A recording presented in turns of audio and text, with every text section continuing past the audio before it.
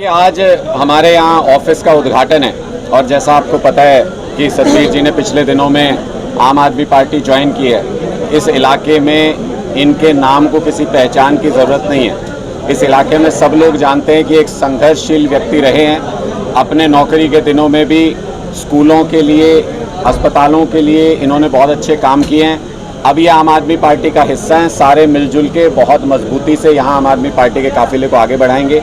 और साथ ही साथ न्योता देने के लिए आया हूँ। 8 तारीख को 8 जून को अरविंद केजरीवाल जी और भगवंत मान जी जींद में पहुँच रहे हैं और 2024 में जो आम आदमी पार्टी की सरकार बन रही है हरियाणा में, उसकी नींव का पत्थर रखने के लिए आ रहे हैं दोनों मुख्यमंत्री आम आदमी पार्टी के।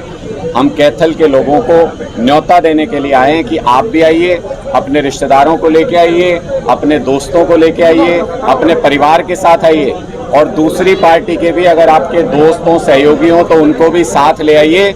आप समर्थन करने आइएगा और उनको ये कहिएगा कि चलो चल के देख लो कि दूसरी पार्टियों के पंखे कैसे फट रहे हैं।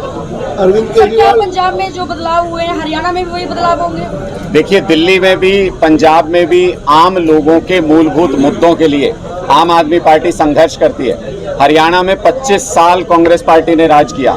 आम लोगों के लिए क्या दिया? बिजली सही हो गई? पानी सही हो गया क्या?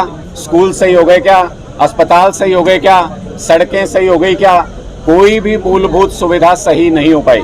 8 साल से भारतीय जनता पार्टी का शासन है। क्या मिला आम लोगों को? कुछ नहीं मिला। बिजली आज भी नहीं आती, सड़कें आज भी बेहाल हैं, बुरी तरह से बदहाल हैं, स्कूल बहुत बेकार अवस्था में है, अस्पताल बहुत बेकार हालत में है, पानी की सुविधा आज भी नहीं मिल रही है। तो मुझे लगता है जो मूलभूत सुविधाओं की लड़ाई हरियाणा बनने के साथ शुरू हुई थी और जो 75 साल पहले आज़ादी के वक्त मूलभूत सुविधाओं की लड़ाई शुरू हुई थी, लोग बार बार अलग अलग पार्टियों को आजमाते रहे लेकिन उनको वो मूलभूत सुविधाएं नहीं मिली। सिर्फ एक आम आदमी पार्टी है पूरे देश में जो ये मूलभूत सुविधाएं दे सकती है। इस बात की गारंटी है, जांचा परखा फॉर्मूला है। दिल्ली के अंदर लोगों ने टेस्ट किया, पंजाब में लोग टेस्ट कर रहे हैं, इसलिए हरियाणा के लोग यकीन कर सकते हैं कि ये मूलभूत सुविधाएं आम आदमी पार्टी अच्छी तरह उपलब्ध करा सकती है। इस उम्मीद के साथ हरियाणा के लोगों के बीच अध्यादेश के खिलाफ समर्थन करने के लिए केजरीवाल पार्टी में पास जा रहे, कांग्रेस ने मना कर दिया। क्या देखिए, लोकतंत्र को खत्म करने के लिए जो ये सरकार प्रयास कर रही है उसके खिलाफ सारे पार्टी के अध्यक्षों से अरविंद केजरीवाल जी मिले थे। हमारे अंदर अहंकार नहीं है, हम आम आदमी हैं। जब लोकतंत्र को बचाने की बात आई तो अरविंद केजरीवाल जी ने कहा कि मैं खुद जाऊंगा, हर एक पार्टी के अध्यक्ष से मिलूंगा, उनसे समर्थन मांगूंगा, क्योंकि राज्यसभा में भारतीय जनता पार्टी का बहुमत नहीं है और अगर सारी पार्टियां एकजुट हों तो भारतीय जनता पार्टी का जो ये कदम है लोकतंत्र के खिलाफ, इसके मुंह पे एक जोरदार तमाचा मार सकती हैं। सुप्रीम कोर्ट के 5 जजेस की बेंच ने एक तरफा फैसला दिया दिल्ली सरकार के पक्ष में, लेकिन उसको रातों रात एक अध्यादेश ला के पलट दिया मोदी जी की सरकार ने। इसका मतलब ये कि वो लोकतंत्र के एक पिलर को गिराना चाहते हैं, सुप्रीम कोर्ट पे यकीन नहीं करते हैं, लोकतंत्र को खत्म करने की कोशिश कर रहे हैं। अब ये कांग्रेस को तय करना है कि वो लोकतंत्र की साइड में खड़ी होगी या वो भारतीय जनता पार्टी की साइड में खड़ी होगी। पूरे देश में बार बार शक की नज़र से कांग्रेस पार्टी को देखा जाता है कि कहीं अंदर खाने इनकी भारतीय जनता पार्टी के नेताओं के साथ मिली भगत तो नहीं है, क्या इसी वजह से कमज़ोर विपक्ष बना के तो नहीं रखा जाता। और हरियाणा के लोगों के दिमाग में तो इतना ज़बरदस्त शक घर कर गया है। सोनिया गांधी जी खड़ी रही और हुड्डा साहब जिस तरीके से गलबैयाँ कर रहे थे मोदी जी के साथ, सारे हरियाणा ने वो तस्वीरें देखी हैं। 2 बार से लगातार कांग्रेस के विधायक मिलके भारतीय जनता पार्टी का राज्यसभा का MP बना रहे हैं हरियाणा के अंदर। लोगों के मन में शक है कि गलती से अगर कुछ सीटें हुड्डा साहब को मिल गई, कांग्रेस पार्टी को मिल गई, तो हुड्डा साहब जाके JJP की तरह भारतीय जनता पार्टी की सरकार तो नहीं बनवा देंगे। ये लोगों के मन में आज के दिन में शक है। सीएम के ओएसडी पर आपने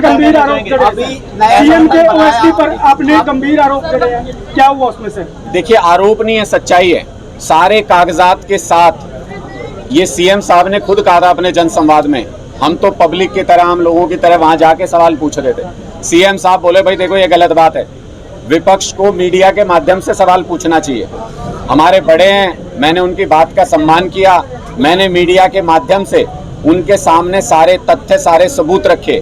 कोई पेमेंट नहीं हुई, चेक के आधार पे बिना एक पैसा किसी अकाउंट में गए हुए 45 करोड़ की जमीन, पहले 3.25 करोड़ में और फिर 70 लाख में, अल्टीमेटली जाके CM साहब के प्रिंसिपल OSD नहीं, प्रिंसिपल OSD की पत्नी और बेटे की कंपनी के नाम हो गई। हम ये जानना चाहते हैं क्या इसमें किसी तरह का भ्रष्टाचार हुआ। मुख्यमंत्री जी ने कहा कि 3 दिन बाद हमारी प्रेस कॉन्फ्रेंस के मुख्यमंत्री जी बोले मैं इसके बारे में अपने ऑफिस से जानकारी मंगा रहा हूं, और उस बात को भी अब हफ्ता 10 दिन हो गए। मैं ये जानना चाहता हूं जिस मुख्यमंत्री को अपने कार्यालय से 10 दिन में भी जानकारी हासिल नहीं होती, स्टेट चल कैसे रहा है, राज्य चल कैसे रहा है, लोग क्या उम्मीद करें ऐसी सरकार से। ये पूरी सरकार ऊपर से नीचे तक भ्रष्टाचार में डूबी हुई है। ये सिर्फ उसका पहला कच्चा चिट्ठा था।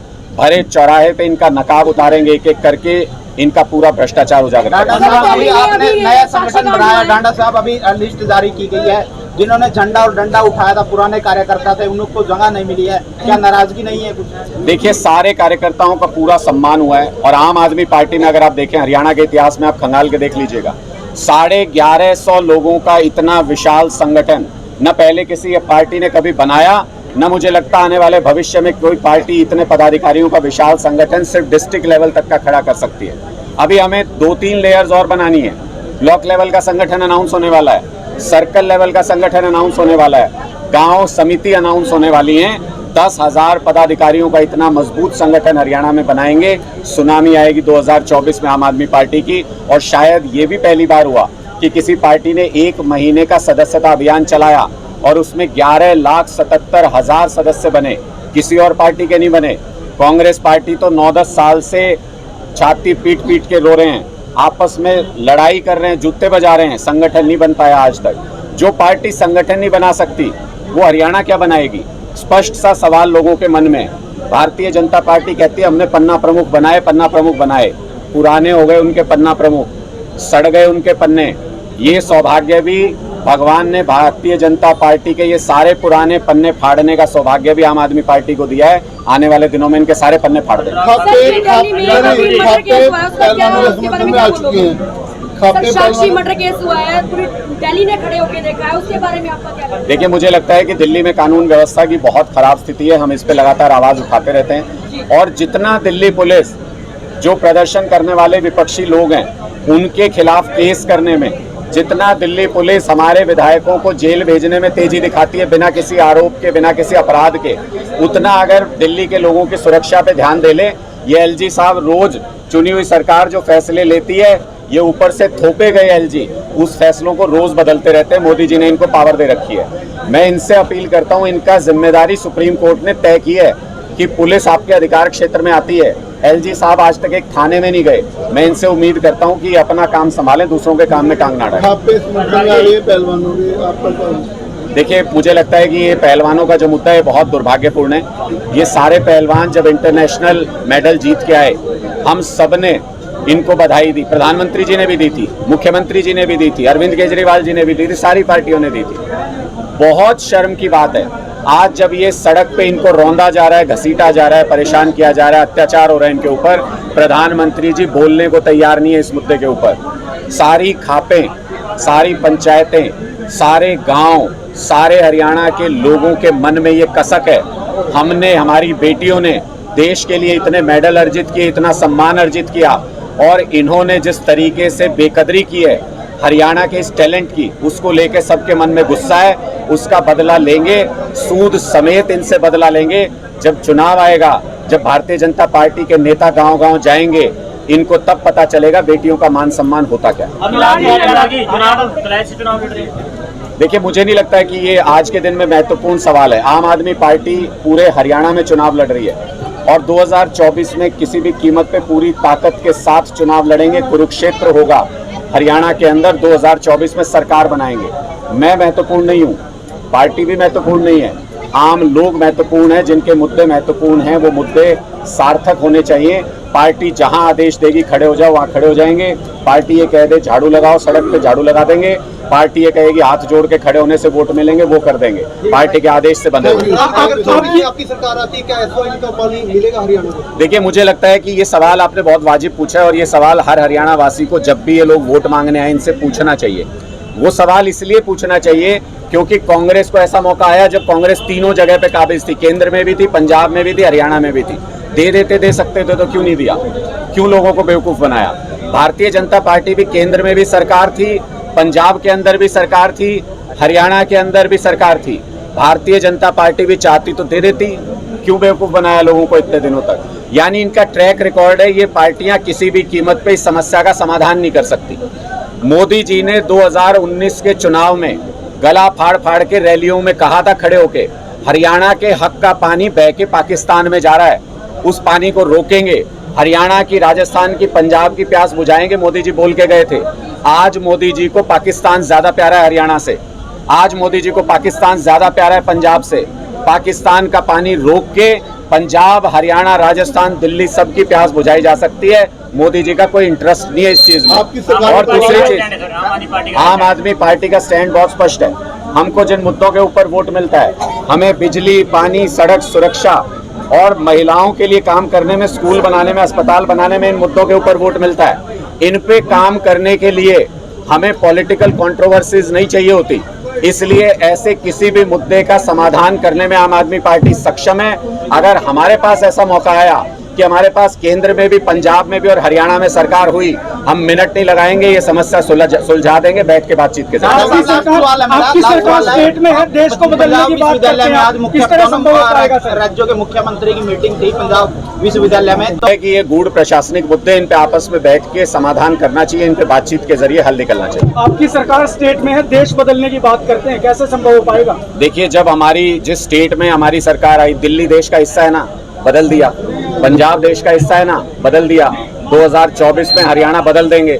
एक एक कड़ी जोड़ते जोड़ते जोड़ते जोड़ते पूरे देश को बदल देंगे, विकसित देश बना देंगे। आप देखते जाइए। क्या कोई प्रधानमंत्री कह रहा है को गिरफ्तार करके जेल के अंदर डालो, इन महिलाओं का, इन बेटियों का मान सम्मान करो, पूरा देश आपका सम्मान करेगा। अगर आप इनको दर दर भटकने पे मजबूर करोगे, पूरा देश बीजेपी का तिरस्कार करेगा। बीजेपी का महिला विरोधी चरित्र हरियाणा से लेके और केंद्र तक पूरी तरह से उजागर हो गया। हरियाणा में जूनियर महिला कोच ने इनके मंत्री संदीप सिंह पे आरोप लगाए कि इन्होंने घर बुला के अपने पद का दुरुपयोग करके मेरे साथ गलत हरकत की। पूरा का पूरा भारतीय जनता पार्टी का कुनबा खामोश होकर बैठ गया। आज भी हरियाणा ओलंपिक संघ के अध्यक्ष हैं संदीप सिंह, आज भी मंत्री बना के खिलाड़ियों के सिर के ऊपर बिठा रखा है उनको। मुझे लगता है ये भारतीय जनता पार्टी के लिए शर्म की बात है। जहां भी महिलाओं के खिलाफ आरोप है, अत्याचार हो रहा है, वहां पे बीजेपी नेताओं का ही नाम क्यों आ रहा है? और हर बार ऐसा क्यों होता है कि बीजेपी पूरी की पूरी अपने नेता के साथ, आरोपी के साथ जाके खड़ी हो जाती है? ये सवाल लोगों के मन में है। बीजेपी का महिला विरोधी चरित्र उजागर हो गया देश के सामने। धन्यवाद जी, धन्यवाद।